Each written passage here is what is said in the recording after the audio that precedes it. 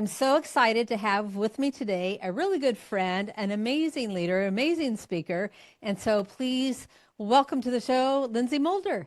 Thanks for having me. I'm so excited to be here. This is going to be fun. Yeah. Well, first of all, you have to tell everybody about you because you're a ball of energy. Oh, yes. So I am Lynsey Mulder. I am a speaker and a coach. I've done all things. I tell people, like, I can talk to you about pretty much anything because I've lived the lines of chaos. I was a senior vice president in the corporate world. I've opened 5 companies, I've opened a nonprofit. I've had the honor to raise 4 absolutely amazing kids and had a few bonus kids along the way. And now I get to be grandma of 2. So that's super Oh, exciting. that's awesome. Congratulations. Thank Well, you. anybody that raises 4 kids is a great leader in my book. Yeah, I know. When you can balance that, you're doing good.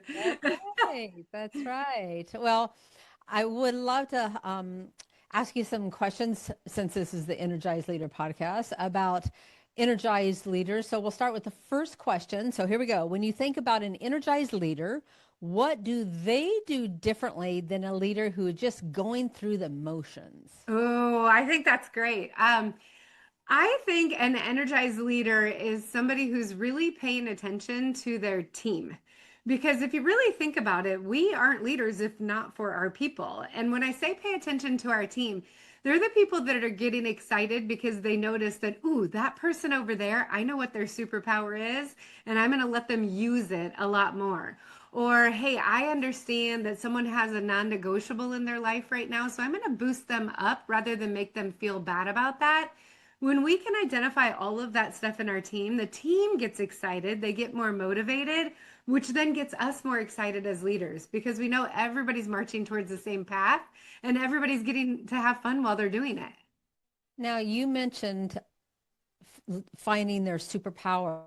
Is there a secret to doing that for a leader? Oh, that's a very good question because the interesting thing about our superpowers is we're actually blind to them. I don't know if you knew that, but only 20% of people in all of America know what their superpowers are and get to use them every single day. That's a really, really small portion when we know that when we do it, we have more fun, we get more excited, we're more motivated, our confidence levels shoot up. But we can always notice it in someone else. Like if you, Desi, if you think about your best friend or your husband, you know what their strengths are. You do. But if you tell them, they start to go, oh, no, no. They just, push it off. They feel like they're bragging or being boastful if they recognize it. And so they just kind of poo-poo it. Where as leaders, we're in that unique situation where we can quickly identify what the superpowers of our team members are. We can tell them, which is a huge lift to them, that they feel valued, they feel seen, and then you get to give them the opportunity to use it even more. So when we're looking for those superpowers, I always pay attention to the things that lights them up. What do they really enjoy doing? Because just because you're good at something does not mean that it's your superpowers. I'm good at Excel. I hate Excel, right? I don't want anything to do with spreadsheets, even though I can be good at it. So we have to look at not only the talent level, but also what gets them super excited. And I love what you said about telling them because there are a lot of leaders who work with so many people and they're like, zilch, crickets, Yeah, nothing. And that is a super great way to connect with those people. absolutely. And you can do that up the chain or down the chain. Telling someone else their strength is actually one of the best gifts that you could give anyone. Creates a bonding relationship because people just know you understand them. I love that. I love that. Okay, let's go to the next question. You talk a lot about alignment, values, and spark, especially when you're out speaking. So, how did those pieces connect to leadership energy? Yeah. For me, my journey, I kind of followed the path that society wanted us to follow, right? You do really good in a subject, and so your teachers recommend a major for you to go to. You go off to college, you get that major. So when you graduate, naturally, you have to find a job in that. So for me, that was business management. You get that first job, you do a really good job. You just kind of roll forward because then you get the promotion, then you get the next promotion. There was no intentional planning all along the way.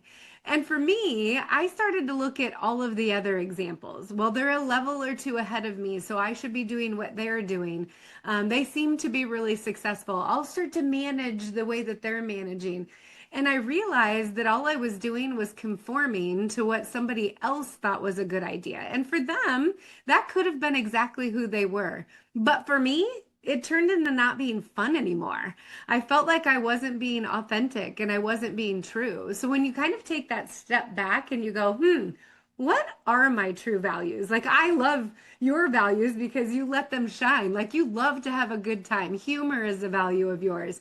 You let that shine, but it's not just that word. You go deeper into what the definition is, because then that helps you to live aligned. All of your decisions start to come from those places of your values, of your superpowers, of your non-negotiables. You start to lead authentically, which obviously gets you energized as a leader. It's almost like your default button. Yes. Yeah.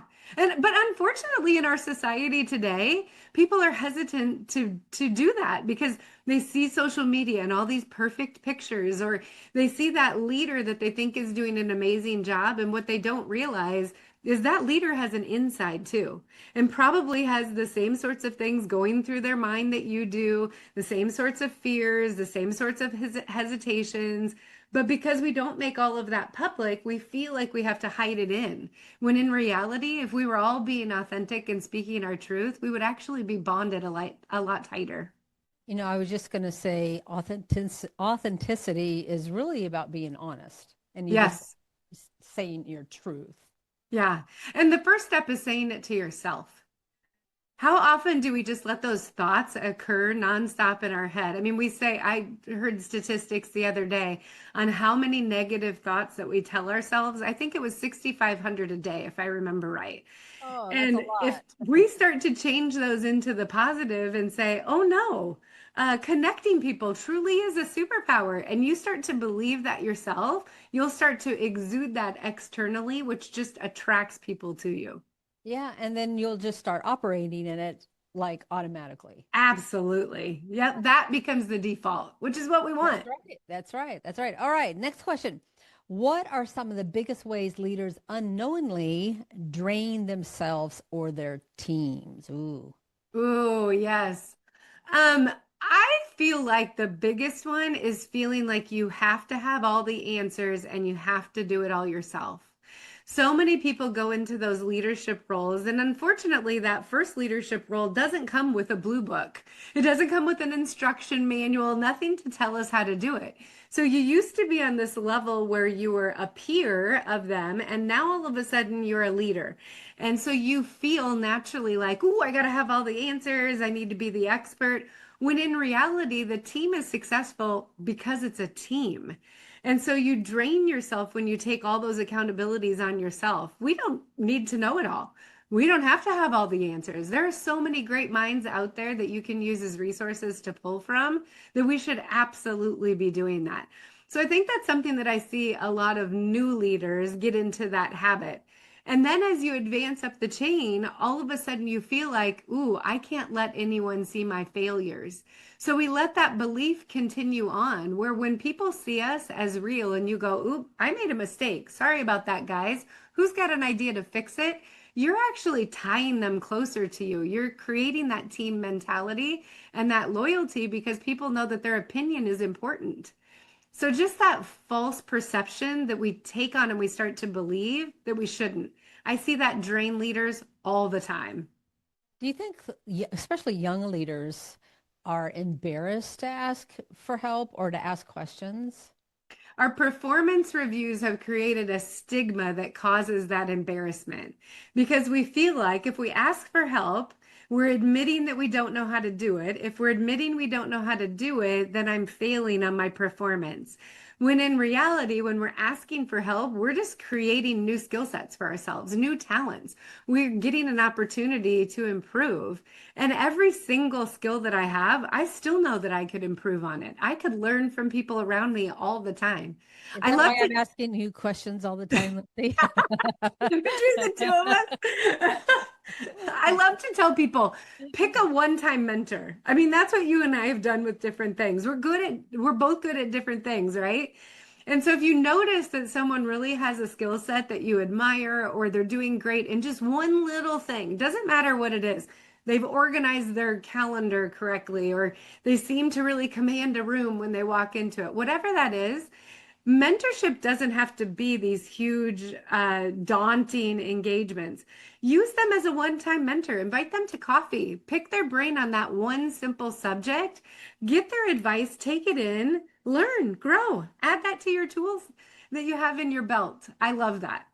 You know, John Maxwell has a book called Great Leaders Ask Great Questions. Yes. And as many times as I've heard him speak, I mean, he intentionally puts himself in positions, and he takes his pad and he takes his pen and he's constantly asking questions in so many different situations that he gets into. So yeah, asking questions is not a bad thing for a leader to do.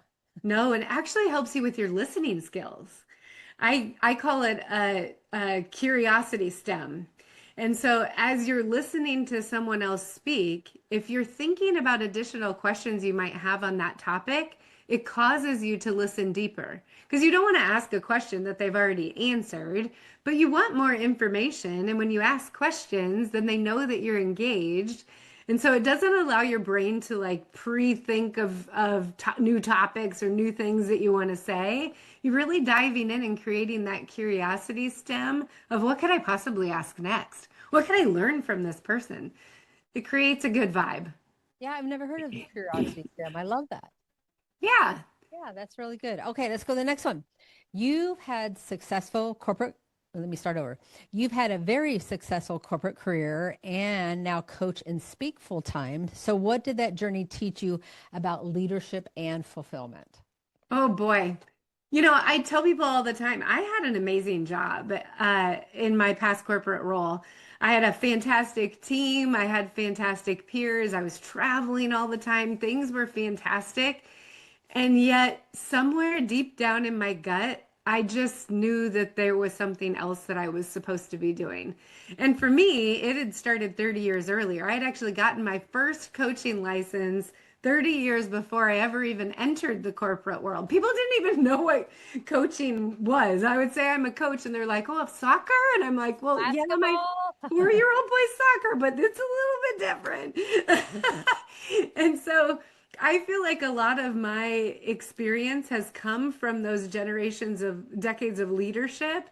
Combine that then with the coaching, and it just puts me in a unique situation to be able to help people. My mission in life is actually to empower 1 million people. And so as I do that, it could be through a podcast like this, it could be at one of my speaking engagements, a lot of different things. But what it does is it really sets my focus on what's important. And I think whether I was a leader and I was trying to empower people and elevate them to be the best possible, or now when I'm coaching and speaking, it's the same thing. It's just a little bit different work, but I can bring all that experience together. Well, I think with that experience is that you've been in their shoes. Yeah. You can look through their lens. And so I think that is probably the best. Having that experience is going to be the best way that you can even coach anybody. Yeah. Yeah. Yeah. And All not right. every, as an energized leader, not every day is amazing, but That's right. every day you can learn from it. And That's every day you have a choice on how you absorb that and how you display it back out to your team. And so I think that's some of the fun part of leadership is just knowing that you don't have to be perfect. You're going to learn every day, just like the rest of your team. And together you'll be able to accomplish your goals. That reminds me of another book by John Maxwell, and it's called Sometimes You Win, Sometimes You Learn. Oh, go John Maxwell. Yeah. And well, being a John Maxwell team member, it probably helps that I know the name of every one of his books. But after I read that book so many years ago, it really adjusted something in my mindset because it used to be when I would mess up, I'd get demoralized, discouraged, Mm. depressed. But ever since I read that book, it's almost like a flip switch because I, on so many occasions, will ask myself the question, what am I going to learn from this? Oh, What yes. from this? And I have asked that, I don't know, hundreds and hundreds of times. And it has helped me so much in anything and everything about life. So Right. That reminds me of journaling. Do you journal, Desi? I do journal. Yeah. Okay. So I have all of my clients that I coach journal, business owners. I mean, people starting podcasts, people starting speaking. They could be owning a business, launching a business, but all of my clients have to journal every week.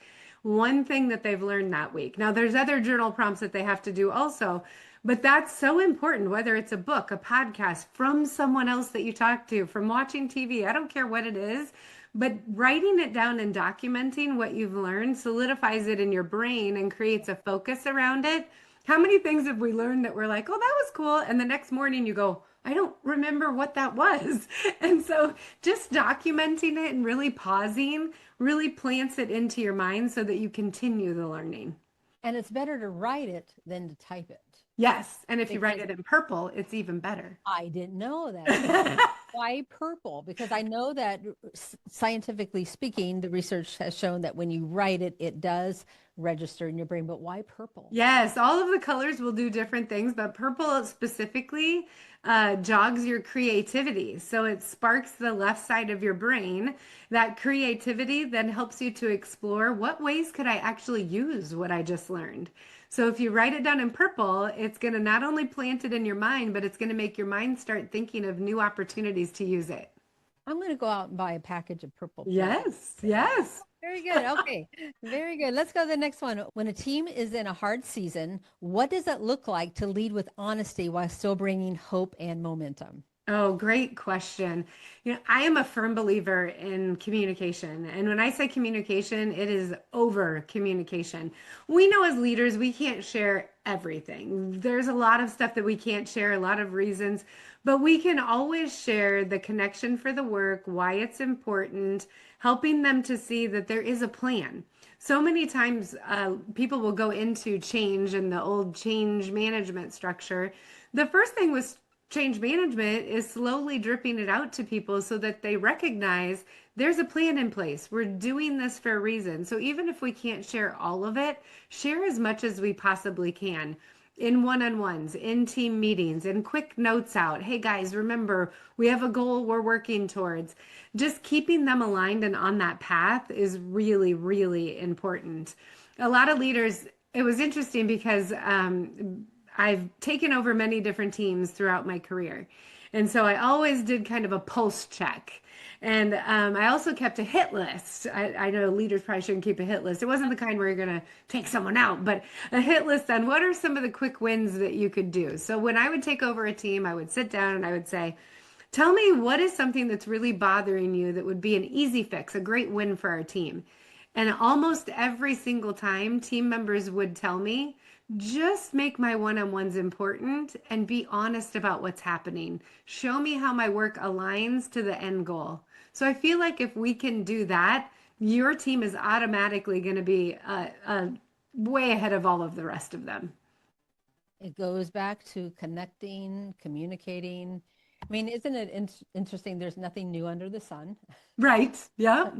It's just the same thing that has always been a problem. But if you're intentional about doing those things, then again, your leadership lid's going to go up, the people are going to be valued, and it's going to be a great culture. So, all right, we're going to go into just a couple more questions.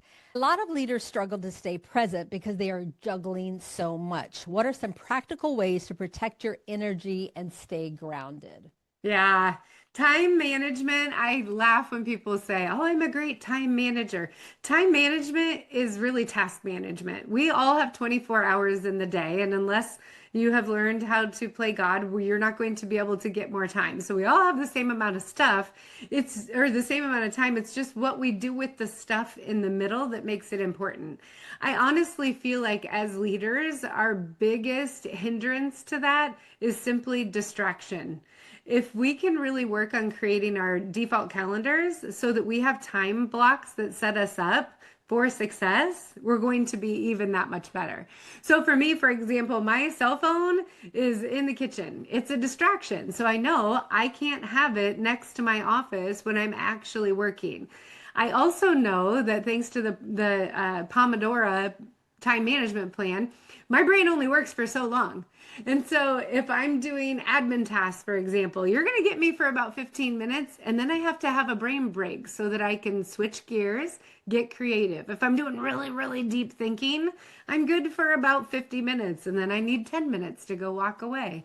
So that level of distraction and really honing in on our priorities, people laugh when they see my calendar because it's every color.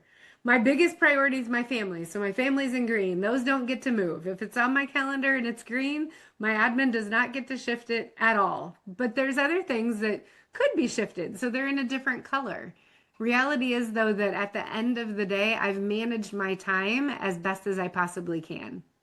I love that. Well, see, you already taught me a couple things there. I love it. Well, good. All right. All right. So let's see. For the leader listening today who feels burned out, disconnected, or like they have lost their spark, where should they start? Ooh, I think the first question you have to really ask yourself is, well, first just be honest and name it. What is causing me frustration right now? Because a lot of times when I work with people, they will come to me and they'll say, I'm switching jobs and my main goal is to find a new job. So we'll start to dive in about, okay, what's frustrating you in your job? You know as well as I do that as soon as one of our values is hit, if all of a sudden you feel like you're being disrespected in a meeting and that's your value, you're creating friction and that explodes. So now it's not that I don't like my job, or that I don't just like that meeting and where I was disrespected. It's that I don't like the whole job. We kind of blow it up. So if we start to get really clear on what is it, and all of a sudden am I doing tasks that I don't enjoy anymore? My superpowers lie elsewhere. Maybe a value was hit. Or I've got some new non-negotiables. It's a different season of life. And so my boundaries have shifted. As soon as you can name it, you can start to talk about it. If you can't name it, then you're going to end up going just from one job to another job and having the same problem. When you can name it, then you can make the decision on, okay, do I need to talk to my leader about it and make some changes? Do I need to talk to HR and see if there's another opportunity? Do I need to start a side gig on something that gets me super jazzed? Or do I need to find something completely different? Well, all of the answers are okay, but you're not going to find the answer if you don't get really honest with yourself and what that friction is actually coming from. Oh, that is so good. That really gives people a good starting point when they're frustrated. Yes. Yeah, I Yeah. love that. Yeah. Okay, we're going to end with one last fun question. Are you Okay. ready? All right, so here we go. If you could give, no, I already did that one. Hold on. Fun last question. Is there a favorite movie, book, or gadget that you've seen or purchased in the last month? Oh my. In the last month, like 30 days. Oh, or Uh, recently. Well, Amazon drops off at my house quite frequently. So I think so on the if I keep it to the business side for a second, I was on a business owner women retreat here a couple weeks ago, and a new fast friend that I made introduced me to the Miracle Morning. Have you read that? Have not. Okay, you've got to get it. There's Miracle Morning for entrepreneurs, Miracle Morning for just about anything in your life, but it really sets you up for success. I'm a firm believer in, affirmation statements and visualizing your success and making sure that you're doing all of those things to take care of yourself first. As people, we just don't. We just get up in the morning and we take off running, where we really could hone in to make sure that we're becoming the person that we want to be. So when I say all that, they have an app. And the app really gives you accountability and holds you true. But the piece I love about the app the most is, I'm an avid reader.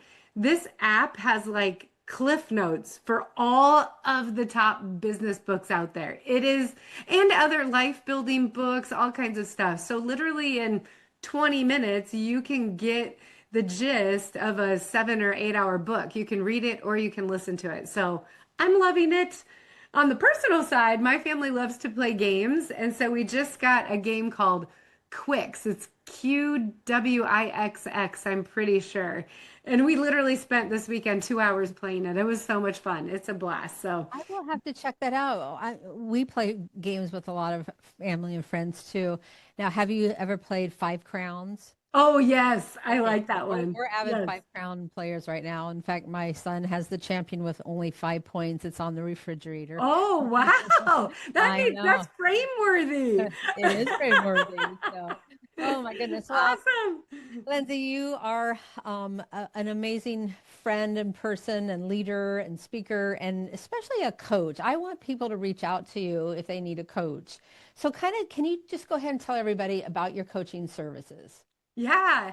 I coach primarily women professionals who are looking for that spark, trying to figure out what it is. They might be at that spot where they just know there's something more that they want to do and they want to make a shift. So my clients span from people launching businesses to people looking to elevate to the next level of leadership, to people who have been doing it forever and they're just at that place where they need something new. If you want to get a feel for kind of what I do, I've got a podcast too called Lead with Spark. You're welcome to go check it out. Oh, And I would just love to connect with anybody. I offer almost everybody a free, I should redo that. I offer everybody a free 30 minutes with me just to kind of get a feel for who you are and what you're doing. And if I'm not the best coach for you, I'm fortunate because I have a lot of coaches that I work with. And so I can pass you to the one that's best for you. If it's not me, I would hope it's me though. awesome. Well, I'll make sure all your information is in the show notes. And again, thank you so much for being on the podcast. Thanks for having me. This has been terrific.